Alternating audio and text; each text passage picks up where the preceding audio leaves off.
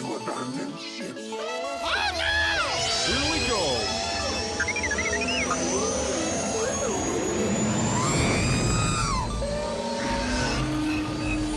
Can I persuade you to join us for a drink? It's a tradition. Here, here. Jar Jar, homie, my main man, quickly. Before the Separatists attack, get into the escape pod. Hey! This is escape, and we're the pod.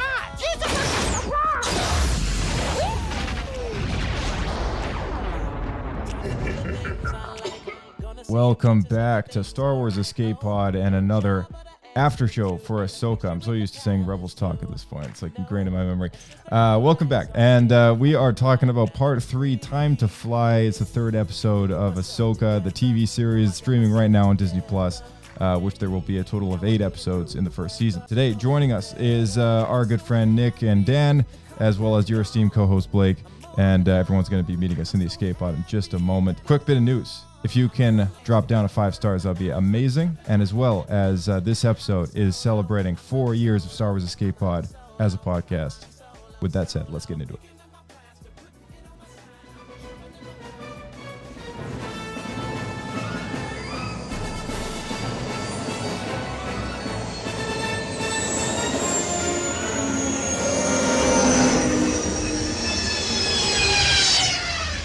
Another happy landing.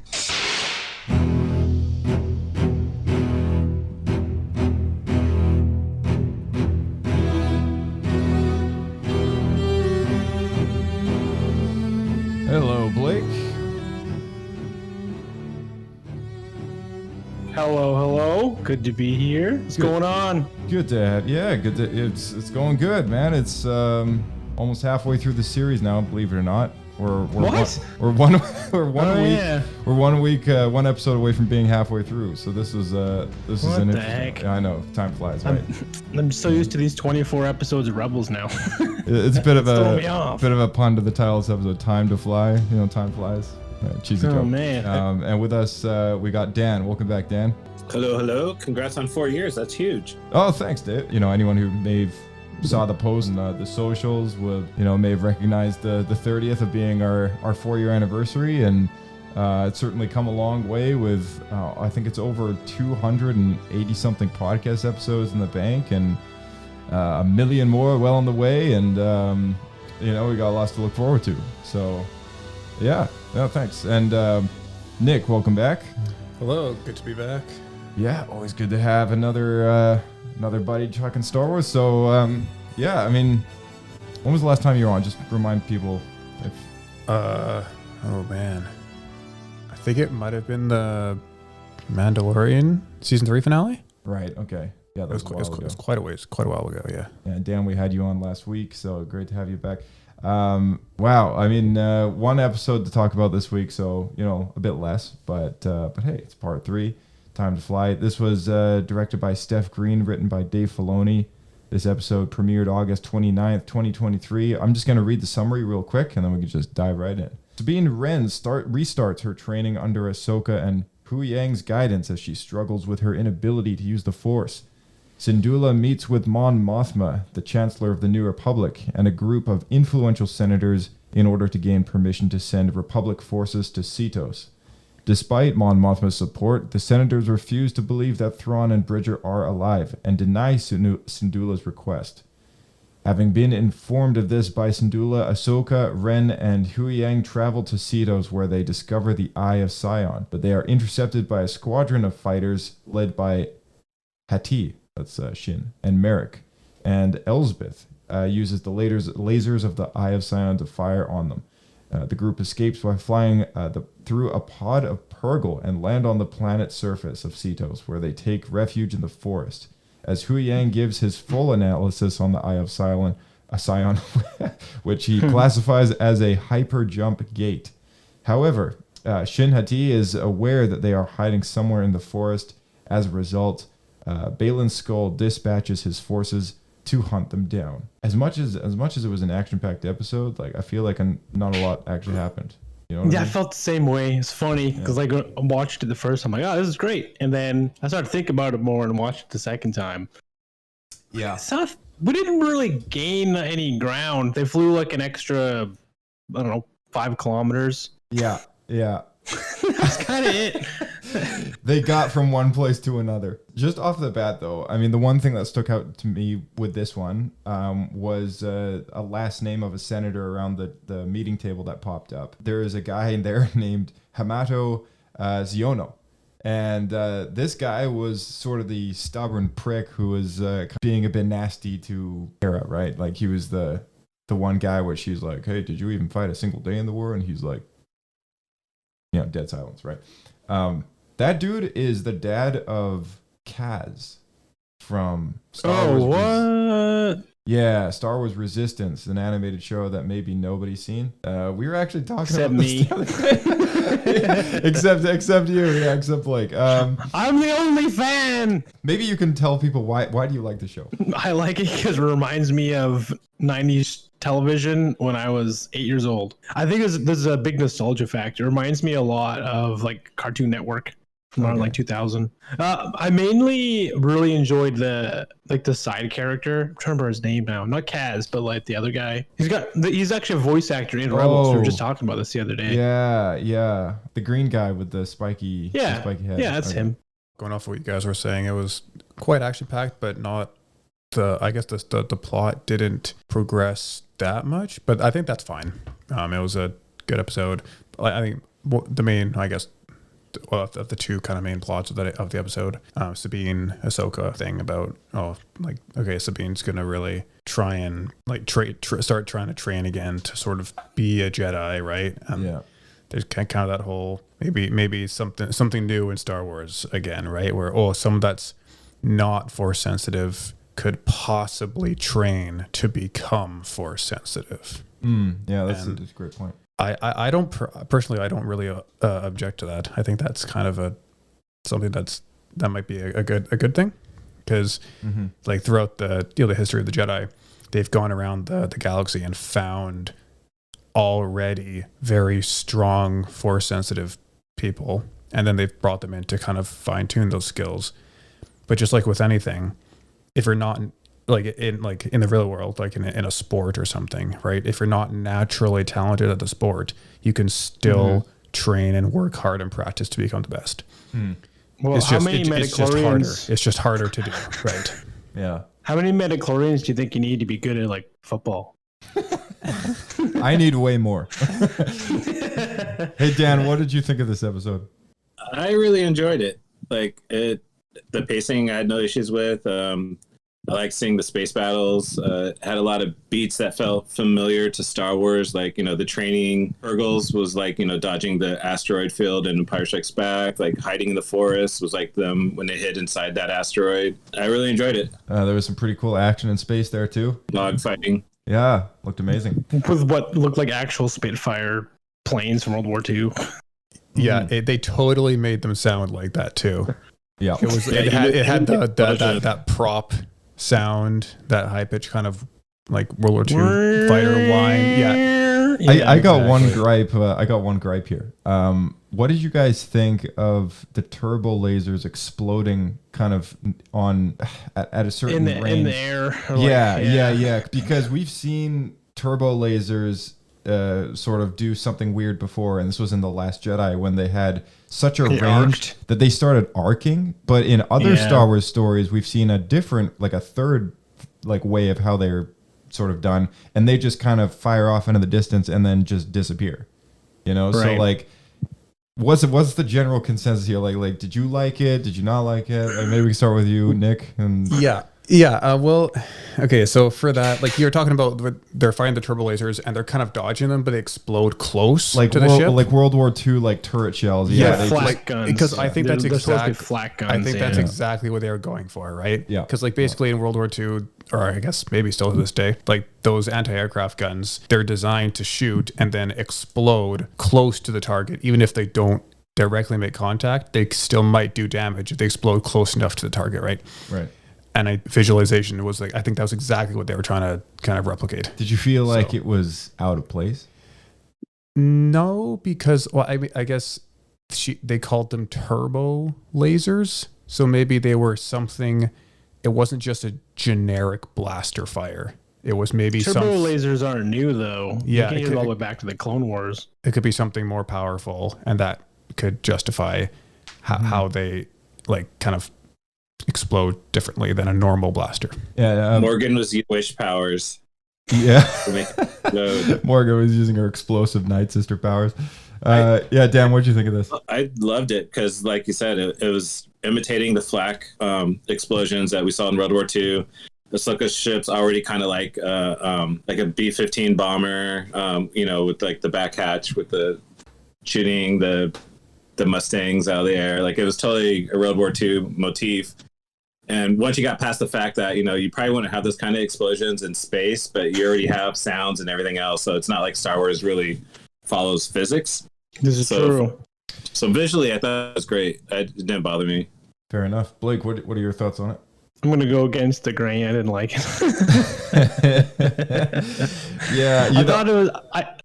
I could respect what they were going for, but it just felt too, nail like with a hammer on the head of the nail to matching World War II stuff. I feel like it should have been a little bit farther spent to disbelief. I feel you. I don't know if I'm gonna blow any minds here, but so this was a revisiting this sort of debate for me, right? Because like I saw it and I was like, like that looks familiar, and we've seen this before.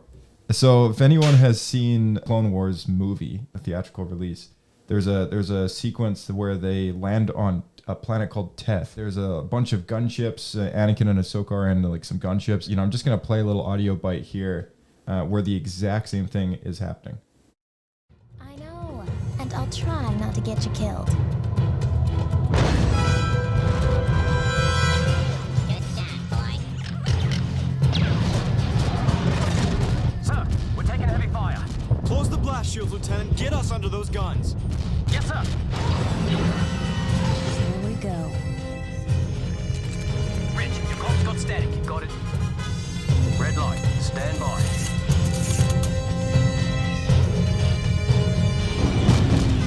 Welcome to paradise, rock jumpers. I feel like I didn't think about it that much back then, but maybe it's just a certain type of laser. Because I see where you're coming from, Blake, and it's like I have a problem with just lasers exploding like that. It just doesn't seem like it should be a thing since we've seen so many other laser guns on other ships not do that. But at the same time, plus turbo lasers on Star Destroyers don't do that, and this is Imperial engineered. Yeah. So I I guess it's sort of New Republic, I guess, engineered, but But it's made from Star Destroyer parts. Yeah, exactly. Yeah, so there should be some continuity there, but it's, let it be known, it's not the first time we've seen this. This has been around for a while. I haven't compiled a whole list of every time this is showing up, but, if anyone out there wants to spend the time of day to actually do that, I just, not it. Yeah, so how did you all like the appearance of Jason Syndulla? We had Jason Syndulla show up in this, Kanan's son, Kanan Jarrus, the Jedi, and Hera Syndulla's son, Jason. He showed up, and he doesn't look like an elf anymore, but he does have green hair. I just looked him up. Yeah, he just looks like the most awkward-looking Christmas character I've ever seen. The animated version of him does not look good. I'm gonna be honest, I think he has slight Twi'lek ears in it, so it makes him look even more elf-like because they're like slightly pointy and they're like turning green. I feel like they gave the task to the modeler like the day that it was due and be like, hey, we need like a mix between human and Twi'lek. Can you just come up with something? Man, all right, green pointy ears. They could have done so much of it too. Like, wear the head tails, do something. Just have them like shorter. I don't know. Something. And okay, in addition to this, I'm a little confused because they announced the Lego figure for this dude like a while ago, like a couple weeks ago, maybe a month and a half. There's a new Lego Ghost set coming out. Jason Syndulla is getting his own little kind of mini kid Lego figure, right? And he's got brown hair in the Lego figure. So did they post-fix this hair? Like, was this a last-minute change to make it look more like continuity, or is this like actual green hair dye? Like, I would love to know because the Lego figure's bugging me now. The green hair didn't look that noticeable though. It was like almost a very dark green. Yeah, and you almost might miss it, right? If you weren't like, it wasn't like bright green like it was in Rebels, right? Yeah, that is I'm fair. colorblind. I didn't even notice his hair being green. Oh, damn. I noticed right away. So, Oh, Dan, you're colorblind. yeah, Dan. So wait. So what color is green to you exactly? I mean, it depends on the shades, but it never popped off as being green to me. What did it look like? Oh, fair enough. I would have to like re-look at a picture of it, but I'm trying to see. Oh, here's a picture of it. I'm looking at. It just looks brown. So what you're saying is the guy at Lego who designed the character may have also been colorblind. Yeah. Oh, I actually didn't notice it was green until the second time I watched it. Oh, really? It did not pop out to me at all. Wow. Yeah. Interesting. Yeah, I'm looking at concept art from the cartoon, and it totally looks green there, but the actual image of the actor from the episode, it looks brown to me. They might have realized they made a mistake with the Lego character, and then they tried to kind of compromise at the last second. Yeah, maybe. Also, he is wearing a pauldron on his right shoulder. It's actually got the same logo as his dad of Kanan Jarrus. And I would say it's the same pauldron as Kanan Jarrus if it weren't for the fact that Kanan's pauldron is significantly larger than that. Because he's a grown guy and his pauldron on his shoulder is quite large. So like on a kid, it should be even bigger. And like this kid's got a pauldron that just kind of looks the same, but it's scaled down for like his shoulder. So I don't know. Maybe they shaved it or something like that. Did you notice that? I did not. I'm trying to find an image now. Oh yeah, you're right. Well, this is live action, so maybe they retconned Kanan just be really small in stature. Yeah, stupid. We got maybe a glimpse. Jason's fully grown right now. We don't even know. This is as big as Kanan ever was. Yeah, we got a glimpse at the Battle of Endor briefing room, so that was kind of cool. We saw the holograms of Mon Mothma and the other senators standing around on Home One. You know, any fan of Return of the Jedi celebrating 40 years this year is going to recognize that, as Mon Mothma was given the whole speech, the battle plan for blowing up the Death Star 2. Let's move on here.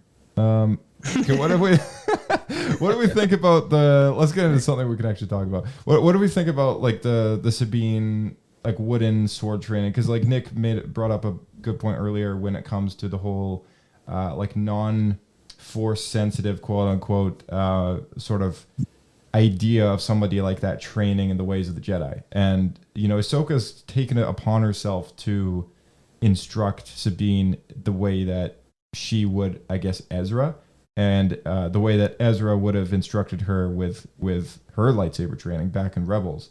And you know, it's just like, it's interesting to see kind of this whole swordsman training ordeal graduate from that to this idea that Ahsoka can present as, if you really commit yourself, you know, there's a chance that you can like utilize the Force just like any Jedi can.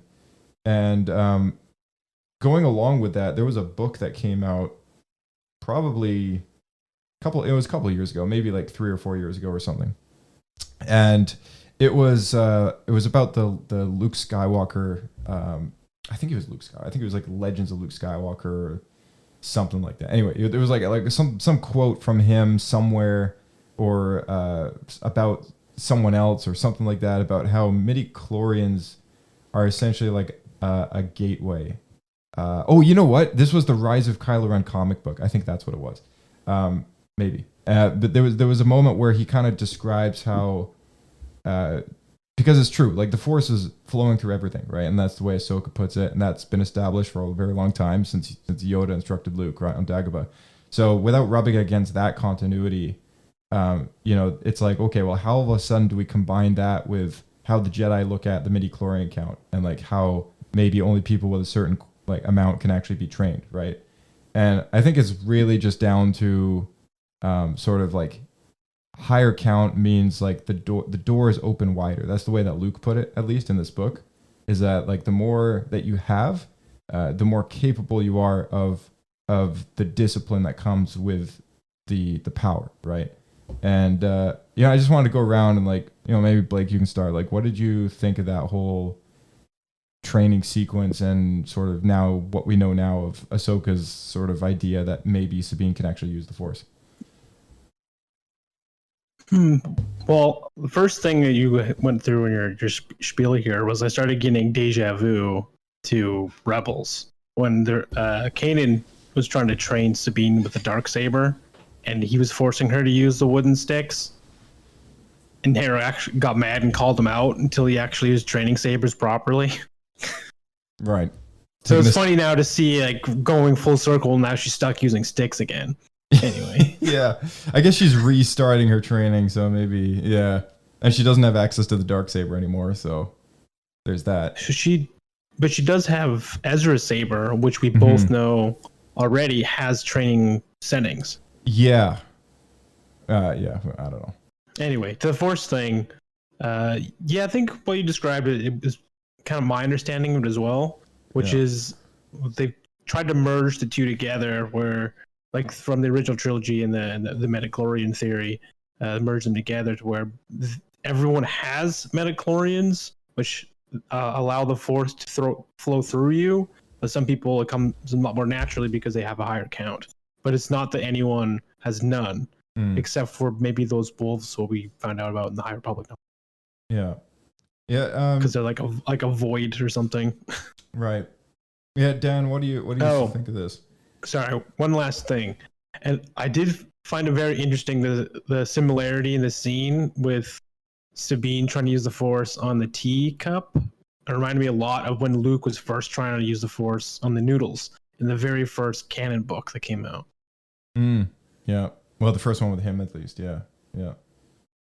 That's a good I think point. it not like the first one because they had to rewrite it to make it No, canon. the Originally, Rebels, this could be Legends. Well, yeah, it was released after A New Dawn, though. A New Dawn was. I see. Yeah. So it's technically like the second one. But yeah, Gotcha. it's pretty close. Dan, what did you think of this whole ordeal? I thought it was cool. I liked seeing her, that thing that Hu Yang was holding, that the wood blade would go through and you'd see where her strikes were. I thought that was a neat concept, and it makes sense having something instead of just always using a deadly lightsaber as a training weapon, like, you know, using something a little less permanent if it hits something was neat. And I liked seeing in the case behind them, I don't know if you noticed, there's like those little round spheres that would fly around and shoot lasers, like what Luke was training with in the Millennium Falcon. They had a bunch of those in that case. It just raises the question more and more: why the Earth? Why in the world did Han Solo have them? What? Just out of curiosity, Dan, what did you think when you watched Phantom Menace for the first time back in the 90s? You know, and you know when it came up with the whole midichlorians thing, like what were your thoughts back then? So how has it changed from then till now? Like, has anything changed? Yeah, I don't hate it as much because they've like, you know, like what you're saying, like it opens the doorway, it helps you have the Force, but it doesn't mean you have to have a huge like Mandalorian count to be Force, to be a Jedi and whatnot. Like Force sensitive. Force sensitive, yeah. So it's now like they've explained it away to where like I'm okay with it. Yeah. Originally, did you feel like they're just making almost like different classes? You had to be like of a certain class to be. There was no reason for it. Like I felt like, and there was the part where like, and I know it was controversial in The Last Jedi when like, oh, suddenly everybody could be a Jedi. But I didn't mind that. Like, oh, like, you know, it makes everybody special. I didn't mind like you had to be born a certain way to be able to become a Jedi. Like. That, even the lowliest broom boy can be a Jedi now. They just train hard enough. But it's like, but back in the day, it just felt like they took like George Lucas took some of the mysticism away and made it like, oh, it's just like these special things inside you that gave you Force powers. Like he kind of like took the magic out of it and made it more scientific. That bothered me, but now like that's kind of been backed off a bit, so I'm okay with it. Sweet. All right, Nick, what are your thoughts on this whole thing? Yeah, I think I like it. I like where it could go. Yeah, just because with the whole thing about like the midichlorians, it's just a count, right? So, and I assume like everyone has at least some, right? So it's just, I guess, Anakin. At least 2. Yeah. Like Minimum Anakin, 2. yes. One. Because like they said that didn't like Qui-Gon test Anakin, right? And he's like, oh, he's the highest count we've ever tested, right? So he was the most naturally gifted Jedi, and so he could become powerful quite quickly. But it's not that it was basically just easier for him to have the Force and use the Force. And I think it's like if anyone could, if they knew what to do and how to train, and kind of if they were trained by a Jedi who knew, like how to get more in tune with the Force, then you could then learn from them and eventually, do what they do. I like the whole concept of, and anyone can do it. Yeah, it's nice that they kind of came clean about, because I feel like this has been an ongoing sort of, debate in a way for a long time, and this sort of, gave another perspective on this whole thing that sort of cleared a few things up.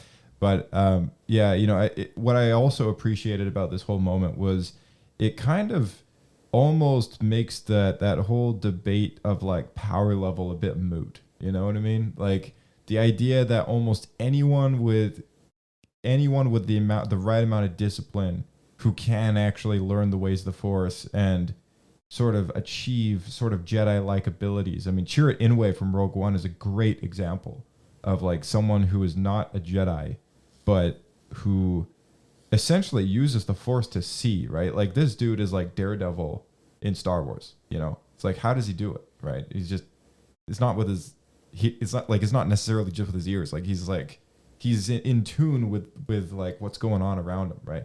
So he's disciplined in the ways of the Force, unlike most other individuals would care to, and most other individuals just don't bother because it's not something that comes naturally to them. So it's not something that they feel, and therefore it's not something because they don't feel it's there. They just don't feel like it's something that they need to believe in. So it's kind of an interesting way of looking at it, because the way I see Anakin and how he's the most naturally gifted Jedi ever, the most powerful Jedi ever. Except for Rey. Yeah, well, let's not. Rey learned way faster than Anakin ever did. Yeah, you're right. But it's just one of those things, right? It's just like, okay, all of a sudden now, like having those like lunchtime conversations, like, oh, who do you think would like beat who? Like Qui-Gon or Palpatine? The Incredible Hulk. Like, yeah, I don't know. It's just, I feel like all of a sudden now it's sort of changed the conversation a little bit. It's not like their level of skill in the Force or their midichlorian count equals this amount of invulnerability.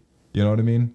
Like it's sort of now become this thing of like, oh, even the most powerful person in the galaxy, with the most amount of midichlorians, that the Force just naturally comes to them as easily as oxygen does to someone's lungs. They can still be beat because they might be caught in a moment of, rage or undisciplinary action, right? Something that they slip up, they make a mistake. Everyone's still, even beyond that, Ahsoka even speaks to maybe it was Hugh Yang, but the two of them are talking and they mentioned that it's particularly difficult for Mandalorians, and that's because of their personal mindset and how they think about things. So that also has a huge effect on your affinity to be able to use the Force. Yeah, because that would inflict like discipline, in somebody, and perspective. Yeah, exactly. The quieting of someone's mind is I don't think Mandalorian in their head is just blasters and like explosions going off up there. So, yeah, I mean, it's interesting. With this sequence came along a few other Easter eggs. So it's those wooden sabers. They're called Bakken sabers. And we've seen these before in Rebels and Clone Wars. And this episode also, Ahsoka referenced a training technique called Zatachi. And this is based on Tamagotchi. It's a Japanese culture thing. It's actually a technique named after a fictional blind swordsman. So this is like a Japanese movie named after a fictional blind swordsman from Japanese culture known as Zatoichi, and connected that to the samurai influences on the Jedi. So it was kind of interesting to see that it's like they're Dave's still pulling some Japanese roots. This episode had a lot of that. I felt like it was like 50% World War II and like 50% Japan. Yeah, for sure. It was cool. I don't know. Anyone can think of anything to bring up or? Well, I thought it was interesting in the training between Ahsoka and when they were doing kind of the blind, they had like the mask or whatever, the blast shield down so she couldn't see, doing that training. That whole sequence, I think that might be like the most Japanese music I've heard in Star Wars. Oh yeah, Those with the wooden what are they called? Those like flute things and the like the sticks that they were using as percussion, Yeah, I don't think I've heard instruments like that in Star Wars because usually it's very orchestral. So that stood out to me like quite a lot. Right. Yeah, Dan, I think you called it last week with the whole Purgle migration thing. Oh yeah. Yeah, they just straight up kind of confirmed that, like in this episode. So that was pretty neat. How'd you feel about that? I was happy. Like, I mean, that's the only way I could explain that map, like showing them where to go. I think that made sense. So that's cool. What'd you think of the live action Purgles? This is the first time we saw those, right? Yeah, they're huge. They're pretty big. Yeah, the only I don't think they were that big in Rebels. No, because Ezra stands on top of one and he like rides it like a elephant, right? Yeah, like an orca rough size. Yeah, no, these ones were massive, dude. Like huge. So I liked them. I liked them a lot. I mean, obviously, maybe these are like more mature Purgle, but it was cool. Make the big jumps. Yeah, making a big jump. Yeah, yeah, it was cool. It was cool to see them. It was neat how they were also flying around in the mist, which made me wonder because in Rebels, when they're on, I think they're on Bespin or something similar to Bespin, where they have the fuel for hyperspace, and the Purgle are all flying through there to recharge before their jump.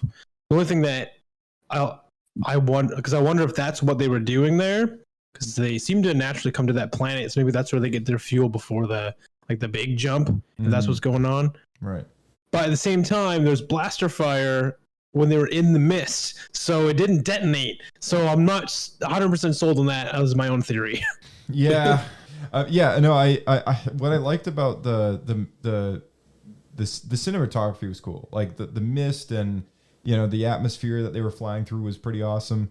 You're right about the whole gas thing. I think they must have fed up at one point, like on a different stop of theirs. But You don't think that's the mist they were in here on this planet? No, it's weird that they would continuously come to this planet then if that's not what they're doing.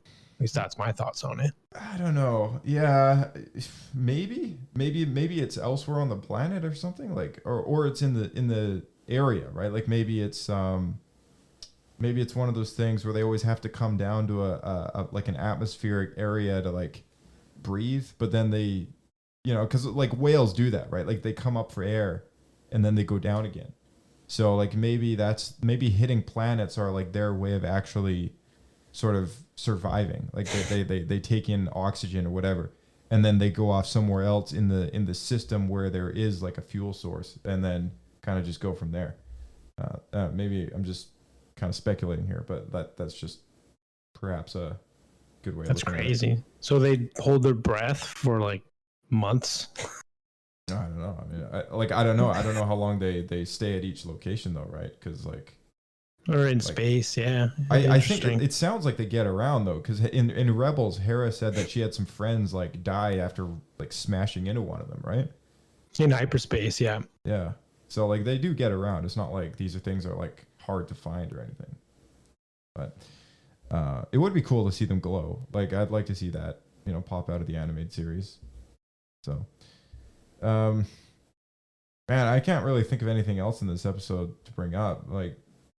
Yeah, it was an interesting episode because like there was a lot of there wasn't a lot of big story points. No. I will say I was very surprised that Sabine, being an ex bounty hunter and a war veteran, that she was so terrible at using the blaster cannons. She couldn't hit anything for like half the episode. Yeah, that was a little strange. Yeah. Well, she did talk about she used to have presets, right? Yeah, she had that one throwaway line. I'm like, so deleted my presets. Maybe she needed the presets. You know, it's like hopping on somebody else's computer and like says you can't mouse to keyboard because it's not right. Oh, your hotkeys are missing. Her aimbot. Yeah.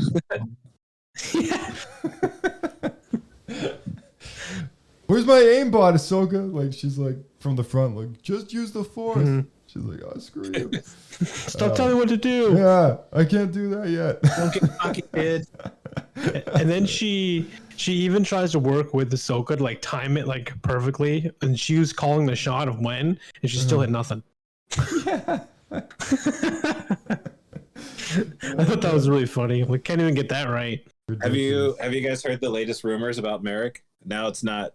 They're not thinking it's Ezra. They're thinking it's Starkiller. Oh, jeez. Well, that'd be neat. When that's will it end? That's the Inquisitor. Yeah, no, the Inquisitor guy. Yeah. Nick, who do you we finally heard his voice, and I got a timestamp. If you want to pull I think I heard something about this. Okay, I'll bring it up. Just a moment. I think I heard something about this because it's in the credits, right?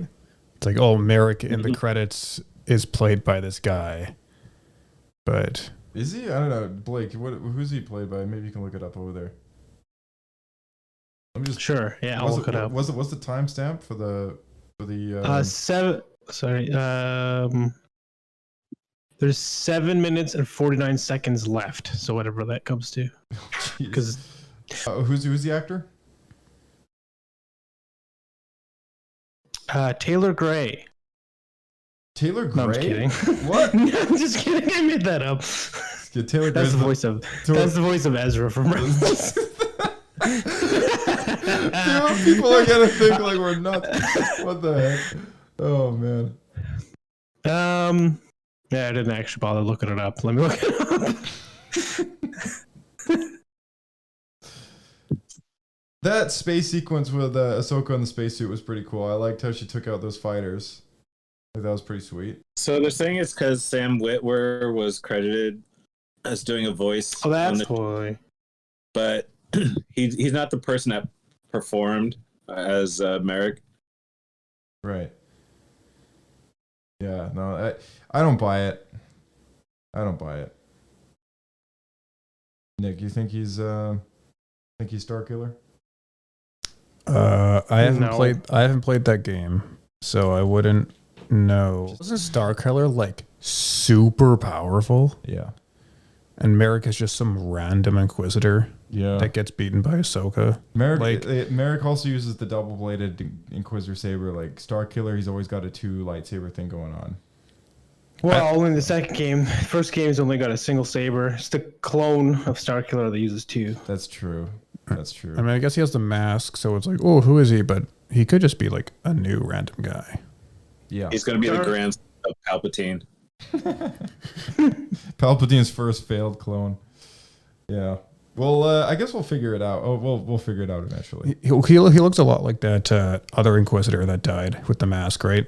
Yeah, he does. He looks really similar. Like in Rebels, you're on the one that flew off the edge. Yeah. But I mean, I guess it's that guy, but he didn't die. He just like fell off the cliff. Maybe.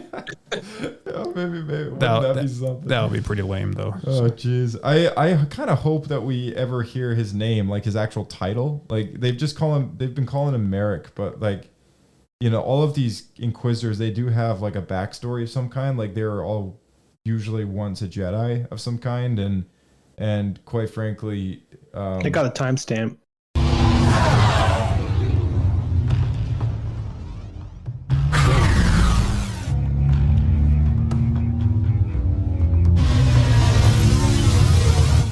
Any sign of them? Nothing. That's it. They must be hiding. Let's regroup. So he's got one word in the whole show. Man, I gotta tell you, it's definitely Starkiller. People are nuts, man. Like, thinking it's Starkiller, there's no way. All right. People uploading that and then like trying to like remove the modulation and stuff. Yeah. Clean it up and. Okay. Well, I'm gonna say Pablo points and poodos at this point. We'll start with you, Dan. What do you think? No, we gotta explain how it works. Oh gosh, yeah, you're right. We should pre-record this. All right, it's a scale of 7. 3 Pablo poodos is the absolute worst of the worst. Moving up from there, you got 2 Pablo poodos, 1 Pablo poodoo. Bendu, that's a 50%, and then you got Pablo points. You got 1 Pablo point, 2 Pablo points, and 3 Pablo points, being the best of the best of the best. And that's reserved for like the most excellent of excellence. You know? I give it a 2. I really enjoyed it. I had no complaints. I wasn't like, oh, when is this going to end? Like, it could have kept going and I would have been happy. Yeah, enjoyed it. Fair enough. All right, Nick, what do you think? I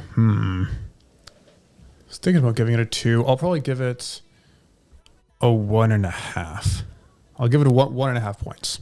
1.5. 1.5 points. Yeah, it wasn't like a great episode, but I think it was still an important episode, right? Yeah. Nothing. If everything's 3, then nothing could be 3. So fair enough. So you got to have some bad stuff to have the good stuff. Exactly. It's like a good playlist. It has to go up and down. It can't all be up.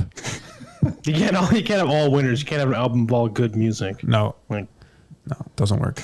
All right, Blake, take us away. What did you think about it?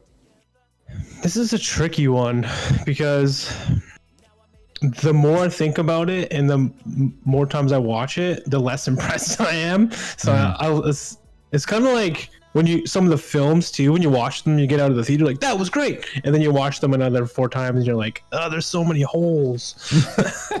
So like the excitement is kind of worn off. Yeah. Yeah. So, but like everyone was saying, there's definitely important stuff here. It's moving the plot along, but it feels like it's missing something.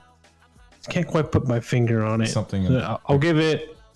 I don't want to go as low as a 1 Pablo point, so I'll give it 1 3/16. 3/16. Okay. I'm gonna give it 1.25 Pablo points. I thought it was just a little bit better than good. And I liked it. There was a few things about it that I was like, okay. I mean, I have nothing to really complain about. But overall, I mean, it wasn't like a standout important episode. Honestly, when the whole show is said and done, I think this will be probably one of the least memorable episodes of the whole series. Like just out of my own kind of speculation as to, everything. Like I could see this being like. It's essential, right? Like we need to move the story along, but at the same time, it's like, did anything important happen? Not really. I got a question. Oh yeah. So this has kind of been in the back of my head for a bit now. Maybe I should have brought it up earlier, but if Ahsoka can have anyone as apprentice, why would she pick the person who has the least affinity to the Force? I guess. Is it just because she has the star power of being a character from Rebels, or is there something else there? I don't know. Seems weird. Well, who would be more Force sensitive than Sabine? They're gonna find Ezra and replace. She's gonna replace Sabine.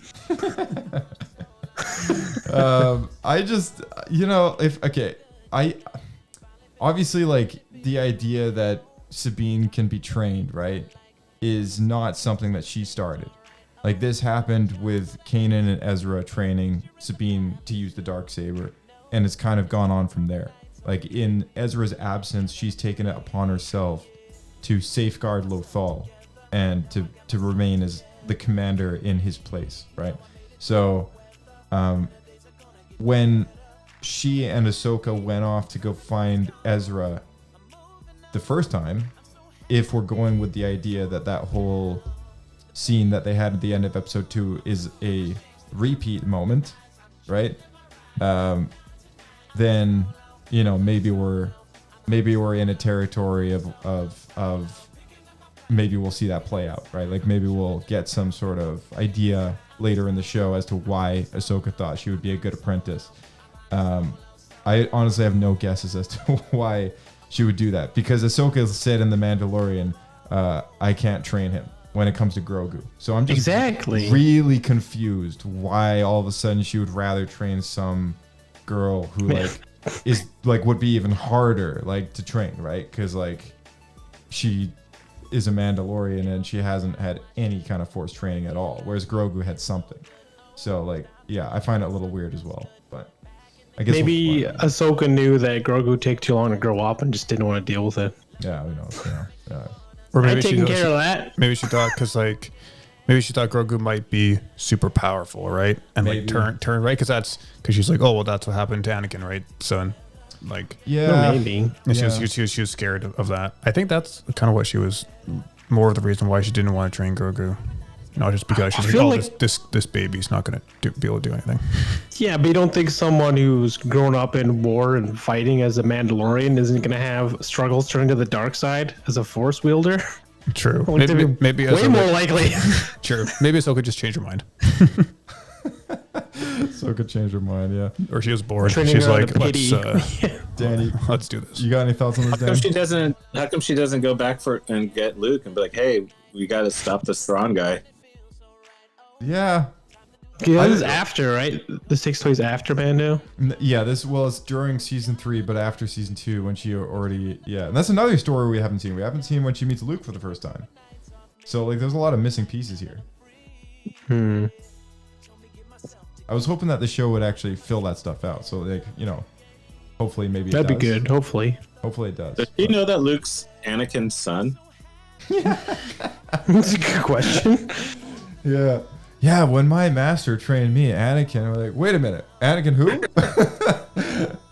Yeah, I don't know how that moment's gonna work out. I think Dave's still trying to figure that out. That's probably why he skipped over it. He's like, you know what, we'll just worry about it later. Yeah. Time jump. Never mind. We'll just go back to that later. All right, thanks guys for coming on, and Blake, take us away. We'll see you out there. Keep flying.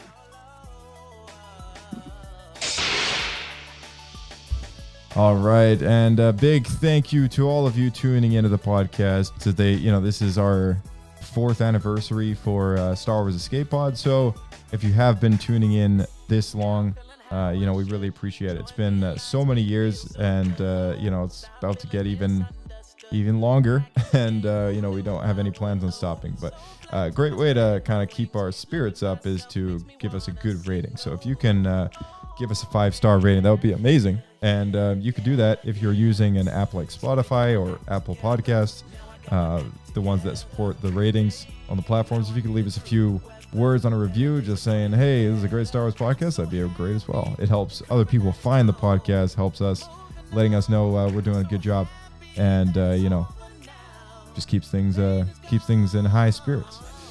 If you need to get in touch with us, all our social links are in the description below. And if you've been tuning in to Rebels Talk, we're pretty stoked to say we only have 2 episodes left of that. So, keep an eye out for Rebels Talk Part 19 and 20, getting into the final episodes of Season 4 of Star Wars Rebels. We apologize again for the overlap with Ahsoka, but, busy times. That being said, we'll see you in the next episode. Happy 4 years to Star Wars Escape Pod again. And may the Force be with you.